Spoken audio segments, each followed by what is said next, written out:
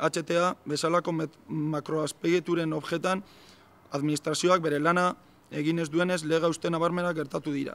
Eta larriagoa dena, administrazioek lege hausteak gertatu ondoren ere ez duenez esku hartu auzokideak izan dira epaitegietara jo dutenak.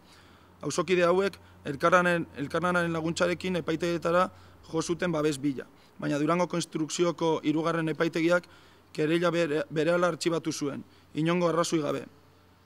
Eta datu okerrak aipatuz, auzokideak obra erraldoi honen aurrean babes gabe utziz.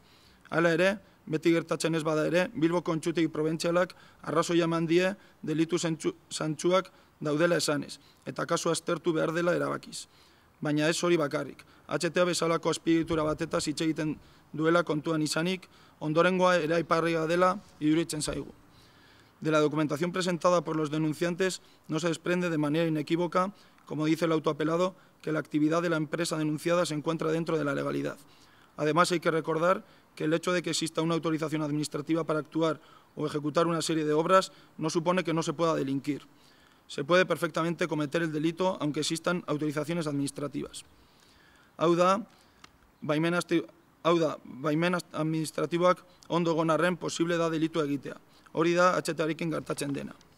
Zuk baldin badakizu, bertedero ilegal bat dagoela, bertedero horretan, kotxeak, bateriak, pneumatikoak, lurrak kutsatuta, material astuna baldin badago, eta legeak esaten duenean, edo esaten du, hori, protokolo batekin babestuta egon behar direla, hau da, zeldaekin, alboko eskorrentiak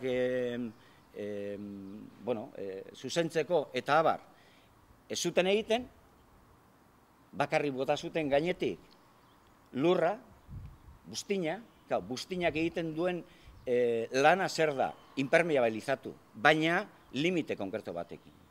Orduan, etorri ziren eskabadoraekin, hasi ziren lurra mugitzen, euria egin zuen garai horretan, eta orduan lixibiadoak egon ziren. Lixibiadok egon ziren, eta lixibiado hauek errekara joan ziren. Eta egon ziren lixibiadoak, eta hor daude salaketa horretan, zergatik muestrak hartu zirelako.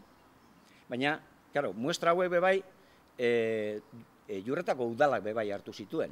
Eta, de hecho, egon ziren, argazkiak ateratzen, eta abar, baina gero ez zuten ezer egin. Eta orduan, esaten dugunean, delito ekologikoa egondala, ez da doainik, baizik eta froga daudelako. Eta orain nahi duguna da, demostratzea, juridikoki, egia dela, esaten duguna. Gure salaketa izan da, ez bakarrik kaso puntual honetan, baizik eta kaso puntual honetan delito ekologikoa dalako, baizik eta baita ere kontzientzia hartzeko herri honetan instituzioak jokatu egin behar duten papera dala hori kontrolatzea, herritarrei babestea, eta abar. Orduan, horrexegatik gu hasi ginen prozesu honetan.